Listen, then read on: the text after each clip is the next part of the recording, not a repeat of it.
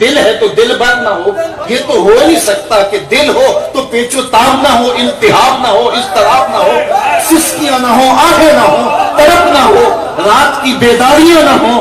یہ تو ہوگا جب دل ہے تو دل بھر بھی ہے، پھر اس کی تانگ بھی ہے، امید بھی ہے، وصل کی چاہت بھی ہے، ہجر کی کٹھن راہیں بھی ہیں، مشکلیں بھی ہیں، اذیتیں بھی ہیں، بلکہ یہ زندگی کا سرمایہ ہے۔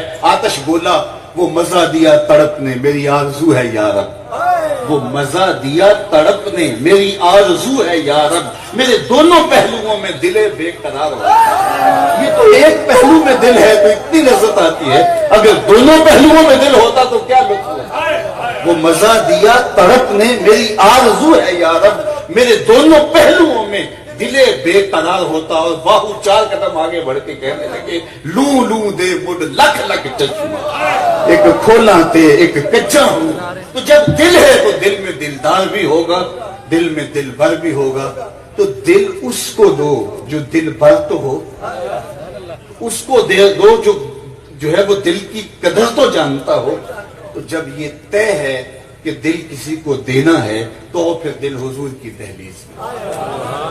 آپ کسی سے پیار کرتے ہو یہ بھی دیکھ لیجئے، کسی سے محبت کیوں کی جاتی ہے۔ عمومی طور پہ لوگ کسی سے اس لیے پیار کرتے ہیں کہ جناب وہ مجھ سے پیار کرتا ہے تو میں بھی مجبور ہوں، میرے لیے جو محبت کے جذبات آپ رکھتے ہیں تو پھر میرے دل میں بھی آپ کے لیے لازمی محبت پیدا ہوگی۔ اچھا اگر یہ داعیہ ہے محبت کا کہ کوئی محبت کرے تو محبت پیدا ہوتی ہے، تو پھر بتاؤ حضور سے بڑھ کر محبت کس نے کی؟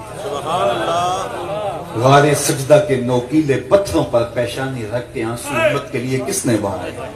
اچھا کسی سے اس لیے بھی پیار کیا جاتا ہے کہ اس سے کل کوئی کام ہوتا ہے تو لوگ تعلق رکھتے ہیں، مشکل اور کے ویلے کام آئے گا۔ اگر یہ داعیہ ہے تو بتاؤ نظر سے اوکھا ویلا بھی کوئی ہو سکتا ہے، قبر اور حشر سے اوکھا ویلا بھی کوئی ہو سکتا ہے، اور اس وقت کون کام آئے گا آمنہ کے لال کے علاوہ؟ کسی سے پیار اس لیے بھی کیا جاتا ہے کہ وہ صاحب کمال ہے، وہ صاحب کمال ہے۔ ہیروز سے، صاحب کمال سے، شعراء سے، سخنوروں سے، فلسفیوں سے لوگ اس لیے پیار کرتے ہیں یہ صاحب کمال ہے۔ اچھا اگر کسی سے پیار اس کے کمال کی وجہ سے کیا جاتا ہے تو پھر آپ اس سے پیار کیجئے۔ بلغ العلا بکمال، جو ان بلندیوں تک، اس کمال تک پہنچے جہاں کسی کا تصور بھی نہیں پہنچا۔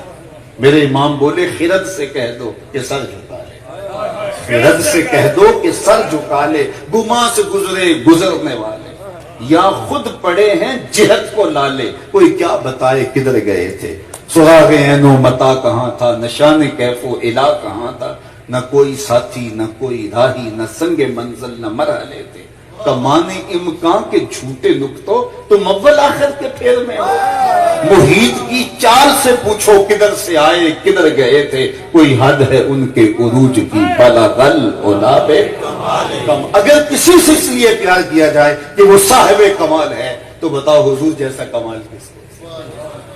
ابھی نغمہ چھیڑا لیکن وقت مختصر تھا تو قریشی صاحب نے بات وہاں چھوڑ دی، تو لیکن سننے والوں کے خیالوں میں تو ایک چمن کھلنے لگتا ہے، اور بات کہاں سے کہاں چلی جاتی ہے کہ حضرت موسیٰ کا کمال یہ ہے کہ وہ کالی رات کے اندھیرے میں کالے پتھر پر کالے رنگ کی چیونٹی کو 9 فراسخ دور سے، ایک فرسخ 3 میل کا ہوتا ہے، 27 میل دور سے چلتا ہوا دیکھیں بھی رات کے اندھیرے میں، شب دہجور کی ظلمتوں میں، اور اس کے قدموں کی آہٹ کو سنے بھی۔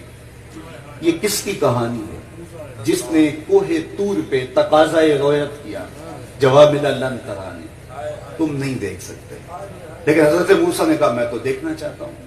اب یہ عالی مرتبت علماء موجود ہیں، ان سے پوچھئے کہ حرف ناصب جب مضارع پہ داخل ہوتا ہے تو وہ مستقبل کی ابدی نفی کرتا ہے، تو لن ترانی کا مطلب یہ ہے کہ اے موسیٰ تم کبھی بھی نہیں دیکھ سکتے، جبکہ عقیدہ یہ نہیں ہے۔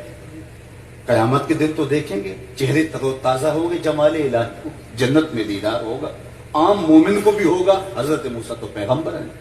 تو نفی یہ ہے لن ترانی، تم کبھی بھی نہیں دیکھ سکتے، مستقبل کی ابدی نفی ہے، لن ترانی تم کبھی بھی نہیں دیکھ سکتے۔ تو پھر اس کا جواب کیا ہوا؟ جبکہ عقیدہ یہ ہے کہ دیکھیں گے. تو حضور کا دامن تھام کے عرض کرنا چاہتا ہوں، اس کا جواب یہ ہے کہ عبادت محذوب بھی ہم مانتے نا، مستقر عبادت مانتے ہیں. تو اگر مانتے ہیں تو پھر یوں مان لیجئے لن ترانی یا موسیٰ حتی یرانی محمد صلی اللہ علیہ وسلم. اے موسیٰ اتنی دیر تک تم مجھے نہیں دیکھو گے جب تک محمد مصطفیٰ نہیں دیکھیں گے.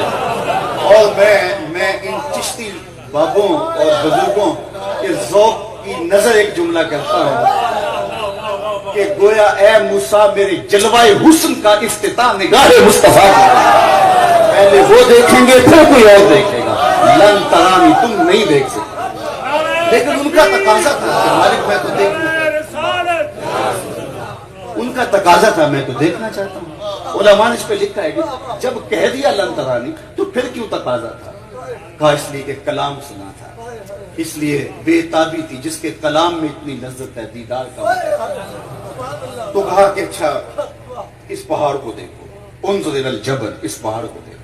اگر یہ اپنی جگہ پہ کھڑا رہا استقر مکانہ تو تم مجھے پھر دیکھ لو. اب حضرت موسیٰ علیہ السلام نے پہاڑ کو دیکھا. لیکن یہاں ایک خوبصورت بات کسی نے لکھی کہ حضرت موسیٰ نے کہا مالک تو مجھے درختوں سے نظر آیا تھا.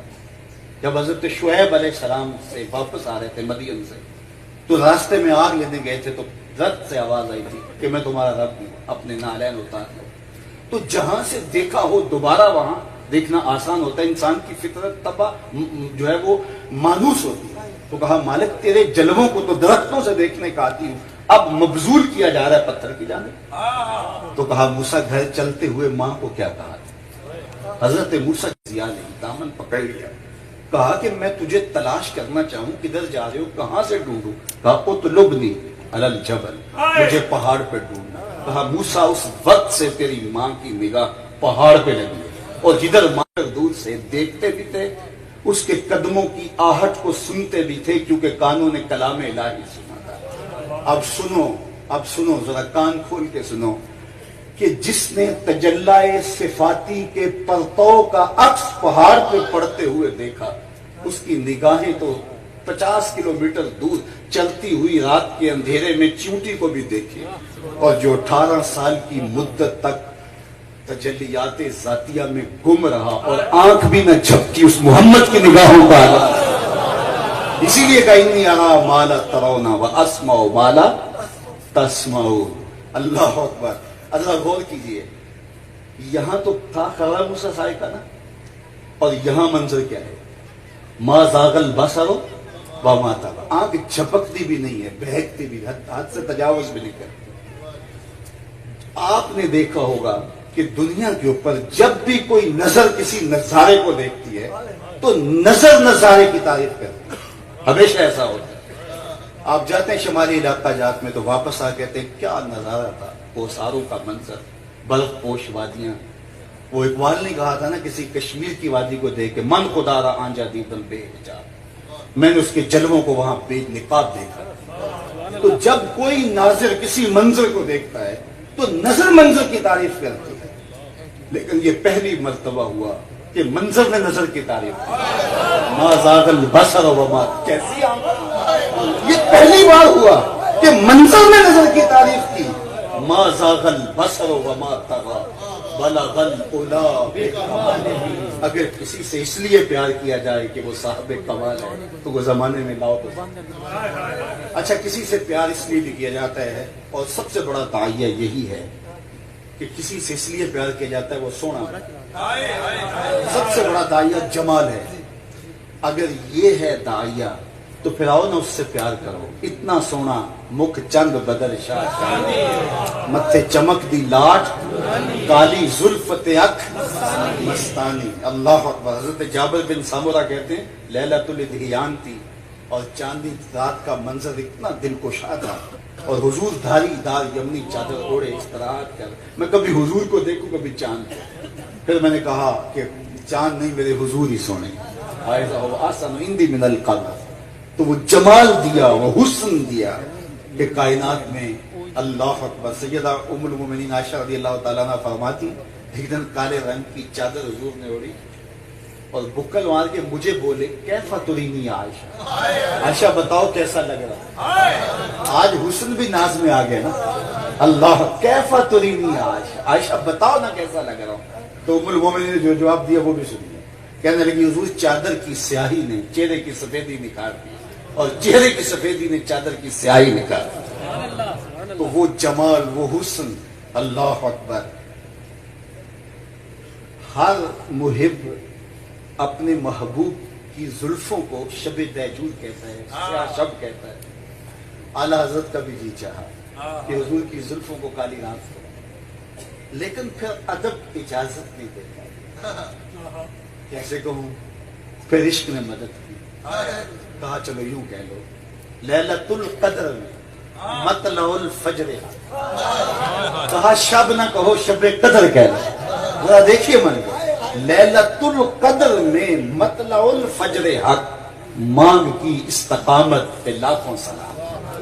پھر وہ لٹکتی گھنگریالی سیاہ زلفیں، اور زلفوں کی اوٹ سے حضور کی نظر آتی ہوئی گردن، اور پھر حضور کی گردن پہ جمع ہوا پسینہ۔ اب آتش کا ایک شعر اور بڑی گفتگو ختم، آپ اس ایک شعر کے نشے میں پورا سال رہیں۔ اللہ اکبر۔ اب حضور کا حسن دیکھیے، لٹکتی سیاہ زلفیں، اور جب حضور چلتے ہیں اور چلنے کی وجہ سے جو ہے وہ جنبش پیدا ہوتی ہے، سیاہ زلفوں کے اندر اندر سے ہی حضور علیہ الصلوۃ والسلام کی مبارک گردن نظر آتی ہے، اور گردن پر چلنے کی وجہ سے پسینے کے قطرے نمودار ہیں۔ اب آتش تو بے خود ہو کے بولتا ہے، عرق آلودہ گردن، عرق آلودہ گردن زیر کاکل یوں دمکتی ہے۔ یہ شعر تشبیہ کا ہے، لیکن حرف تشبیہ بیان نہیں کیا گیا، تو اس میں حسن بڑا پیدا ہو گیا۔ بلکہ میں کہتا ہوں کہ شاعری تشبیہ کا وہ اتنا خوبصورت ہے، عرق آلودہ گردن زیر کاکل یوں دمکتی ہے، اندھیری رات ہے برسات ہے بجلی چمکتی، اندھیری رات ہے برسات ہے بجلی چمکتی، وآخر دعوانا ان الحمدللہ۔